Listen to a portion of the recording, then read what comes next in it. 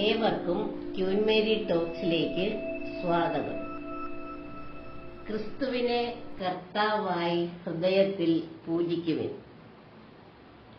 1 പത്രോസ് 3:15.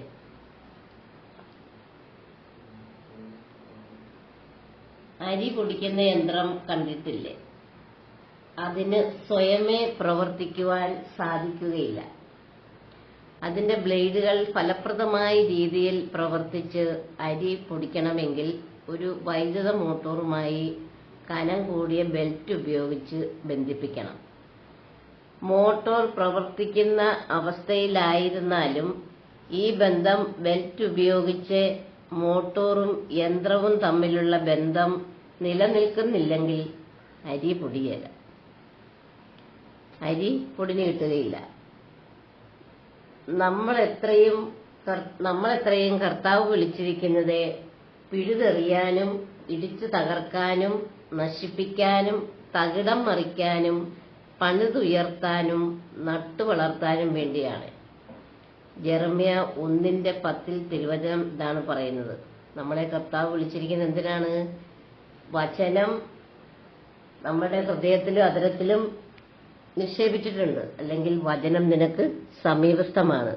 അത് പിഴുതെറിയാനും ഇടിച്ചു തകർക്കാനും നശിപ്പിക്കാനും തകിടം മറിക്കാനും പണിതുയർത്താനും നട്ടുവളർത്താനും വേണ്ടിയാണെന്നാണ് ജെറമ്യ പ്രവാചകനിലൂടെ കർത്താവ് പറയുന്നത്.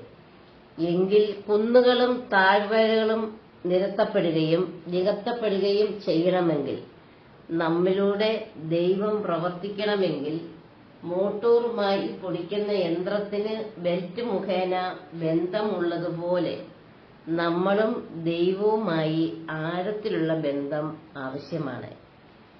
നമുക്ക് സ്വയമേ ഒന്നും ചെയ്യാൻ കഴിയുകയില്ല.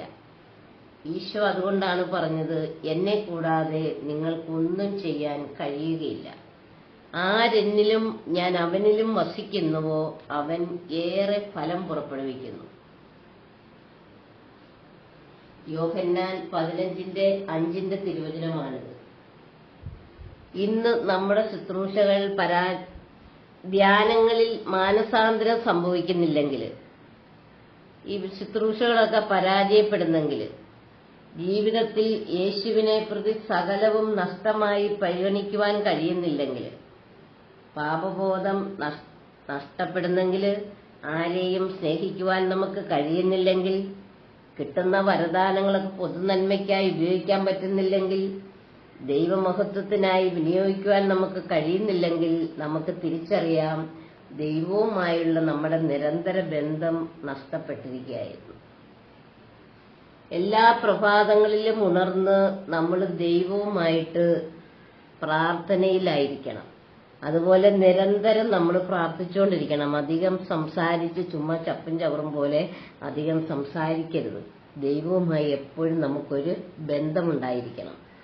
പ്രഭാതത്തിൽ ഉണർന്ന് നമ്മൾ പ്രാർത്ഥിച്ച് നമ്മൾ ദൈവവുമായി സംസാരിക്കണം. നന്ദി സ്തുതിയൊക്കെ പറഞ്ഞതിന് ശേഷം നമ്മൾ ശാന്തമായിരിക്കാൻ ഞാൻ ദൈവമാണെന്നറിയുക. അങ്ങനെ നമ്മൾ ശാന്തരായിരുന്നു ദൈവം എന്താണ് നമ്മളോട് പറയുന്നതെന്നും നമുക്ക് എന്താണ് ദൈവത്തോട് പറയാനുള്ളതെന്ന് വെച്ചാൽ അതും പറഞ്ഞ് നമ്മൾ ദൈവവുമായിട്ട് ബന്ധപ്പെട്ടുകൊണ്ടിരിക്കണം. ആദ്യമുണ്ടായിരുന്ന സ്നേഹം നീ കൈവെടിഞ്ഞിരിക്കുന്നു. അതിനാൽ നീ ഏതവസ്ഥയിൽ നിന്നാണ് അധംപതിച്ചതെന്ന് ചിന്തിക്കുക. അനുതപിച്ച് ആദ്യത്തെ പ്രവൃത്തികൾ ചെയ്യുക. അല്ലെങ്കിൽ ഞാൻ നിന്റെ അടുത്ത് വരികയും നിന്റെ ദീപപീഠം അതിന്റെ സ്ഥലത്ത് നിന്നും നീക്കിക്കളയുകയും ചെയ്യും.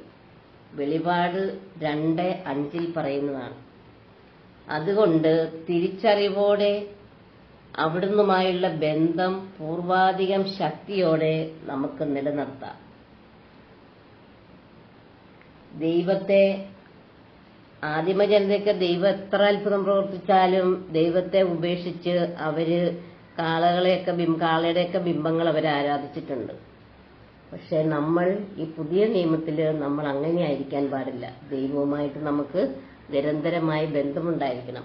ഈശോ തന്നെ പിതാവുമായി നിരന്തരം പ്രാർത്ഥനയിലായിരുന്നു. മലമുകളിലൊക്കെ പോകുകയിരുന്ന് ശീഹന്മാരെയൊക്കെ താഴെ വിട്ടിട്ട് മലമുകളിലൊക്കെ പോകുകയിരുന്ന് ഏതാണ്ടിൽ അങ്ങേര് പ്രാർത്ഥിച്ചുകൊണ്ടിരുന്നു. ജെറമ്യ 2:13 തിരുവചനം പറയുന്നതാണ്, എന്റെ ജനം 2 തിന്മകൾ പ്രവർത്തിച്ചു. ജീവജലത്തിന്റെ ഉറവയായ എന്നെ അവർ ഉപേക്ഷിച്ചു. ജലം സൂക്ഷിക്കാൻ കഴിവില്ലാത്ത പൊട്ടക്കിണറുകൾ കുഴിക്കുകയും ചെയ്തു. അതുപോലെ തന്നെ ജെറമ്യ 2:17 പറയാണ്, യാത്രയിൽ നിന്നെ നയിച്ച ദൈവമായ കർത്താവിനെ ഉപേക്ഷിക്കുക വഴി നീ ഇവയെല്ലാം സ്വയം വരുത്തിവെച്ചതല്ലേ. 2:19 വീണ്ടും പറയാണ്, നിന്റെ ദൈവമായ നിന്റെ കർത്താവായ ദൈവത്തെ ഉപേക്ഷിക്കുന്നത് എത്ര ദോഷകരവും കയ്പ് നിറഞ്ഞതുമാണെന്ന് നീ അനുഭവിച്ചറിയും. അപ്പോൾ ദൈവത്തെ ഉപേക്ഷിക്കാതെ അന്യദേവന്മാരുടെ പിറകെ പോകാതെ ദൈവവുമായിട്ടുള്ള നിരന്തര ബന്ധം നമ്മൾ കാത്തു സൂക്ഷിക്കണം. അങ്ങനെ നമ്മുടെ പ്രാർത്ഥനാ കൂട്ടായ്മകളിലും അതുപോലെ നമ്മുടെ ഭവനത്തിലും അതുപോലെ ദൈവത്തെ അറിയാത്ത മക്കളിലേക്ക് നമ്മൾ വചനം എത്തിക്കുന്നതിലുമൊക്കെ നമുക്ക് പ്രശോഭിക്കാം. അതിന് ദൈവം നമ്മളെ അനുഗ്രഹിക്കട്ടെ. നമുക്ക് പരിശുദ്ധ അമ്മയോട് അതിനു വേണ്ടിയിട്ട് മാധ്യസ്ഥം വഹിച്ച് പ്രാർത്ഥിക്കാം. നന്മ നിറഞ്ഞ മറിയമേ സ്വസ്തി, കർത്താവ് അങ്ങയോടുകൂടെ സ്ത്രീകളിൽ അമ്മ അനുഗ്രഹിക്കപ്പെട്ടവളാകുന്നു. അമ്മയുടെ ഉദരത്തിൻ ഫലമായി ഈശോ അനുഗ്രഹിക്കപ്പെട്ടവനാകുന്നു. പരിശുദ്ധ അമ്മേ, തമ്പുരാന്റെ അമ്മേ, പാപികളായ ഞങ്ങൾക്ക് വേണ്ടി ഇപ്പോഴും ഞങ്ങളുടെ മരണസമയത്തും തമ്പുരാനോട് അപേക്ഷിക്കണമേ. ആമേൻ. പിതാവിനും പുത്രനും പരിശുദ്ധാത്മാവിനും സ്തുതി.